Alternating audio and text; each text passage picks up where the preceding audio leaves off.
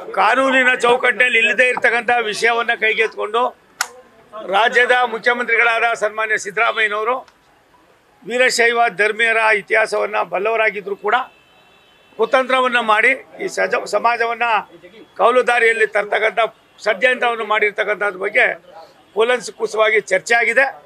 ಎಲ್ಲ ವಿವರವನ್ನು ನಮ್ಮ ರಾಜ್ಯಾಧ್ಯಕ್ಷರು ನಿಮಗೆ ತಿಳಿಸ್ತಾರೆ.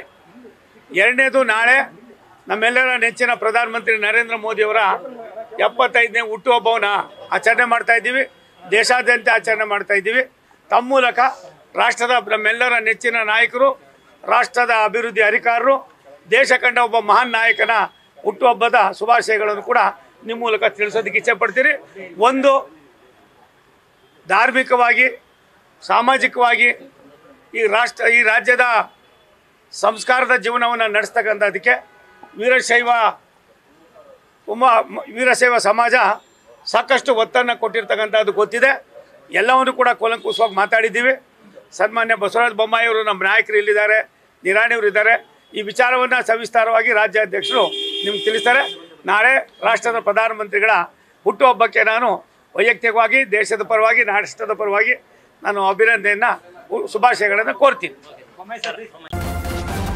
ನ್ಯೂಸ್ ಫಸ್ಟ್ ನಿರ್ಭೀತಿಯಿಂದ ನಿಮ್ಮ ಪರವಾಗಿ.